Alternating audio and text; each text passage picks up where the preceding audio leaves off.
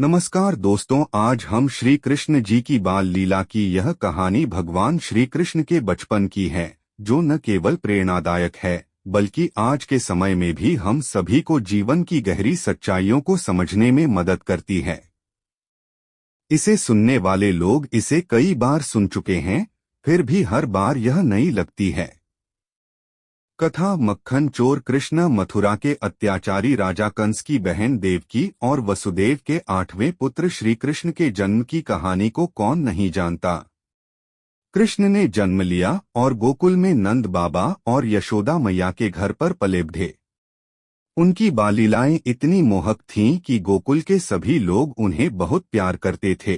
उनकी शरारतें और मस्ती गोकुल में हमेशा चर्चा का विषय रहती थीं। कृष्ण का सबसे प्रसिद्ध और प्यारा नाम था माखन चोर। कृष्ण को माखन बहुत पसंद था और वे इसे हर जगह से चुराने में निपुण थे।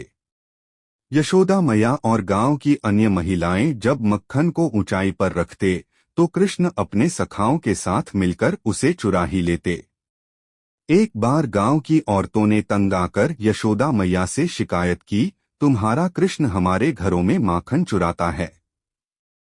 यशोदा ने कृष्ण को डांटते हुए कहा, कन्हैया, ये क्या कर रहे हो? तुम मक्खन क्यों चुराते हो? घर में इतना सारा मक्खन है, फिर भी तुम दूसरों का मक्खन क्यों खाते हो? कृष्ण मासूमियत से मुस्कुराते हुए बोले, मैया, ये सब झूठ बोलते हैं। मैंने कभी किसी का मक्खन नहीं चुराया। अगर चुराता तो मेरे हाथ और मुंह में मक्खन होता, लेकिन देखो कुछ भी नहीं है।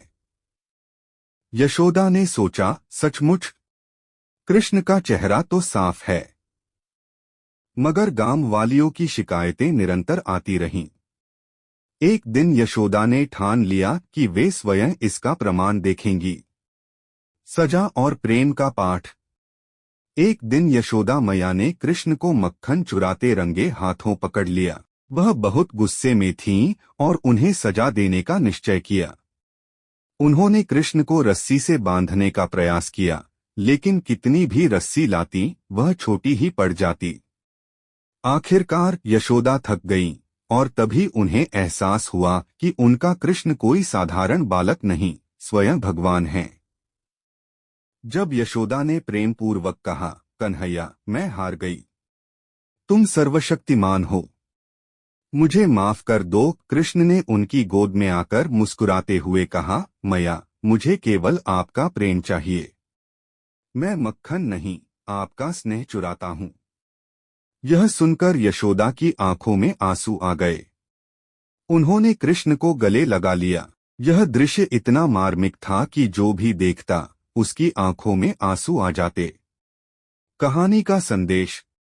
इस कहानी से हमें यह सीखने को मिलता है कि भगवान को केवल प्रेम चाहिए। वह बाहरी आडंबर और दिखावे में नहीं रहते, बल्कि सच्चे हृदय से किए गए प्रेम में वास करते हैं। चाहे कितनी भी कठिनाइयां क्यों न आएं, यदि हम सच्चे मन से भगवान को प्रेम करते हैं तो वह हमें कभी अकेला नहीं छोड़ते। यह कथा बताती है कि भक्ति और स्नेह ही भगवान को प्रिय होते हैं। चाहे कितनी भी मुश्किलें हों, जीवन में सच्चाई और प्रेम का मार्ग अपनाने से सब कुछ संभव हो सकता है। यही कारण है कि भगवान श्री कृष्ण की बाल लीलाएं आज भी हर किसी के हृदय को छू जाती हैं। अगर आपको यह कथा पसंद आई हो तो इसे दूसरों के साथ भी साझा करें, ताकि श्री कृष्ण के दिव्य प्रेम और उनकी लीलाओं का प्रकाश हर किसी के जीवन में फैल सके। अगर कहानी अच्छी लगा तो हमारे चैनल ज्ञान फोल्डर को सब्सक्राइब जरूर करें, कमेंट में जय श्री कृष्णा जरूर लिखें और हमारे चैनल को सपोर्ट जरूर करें। राधे राधे।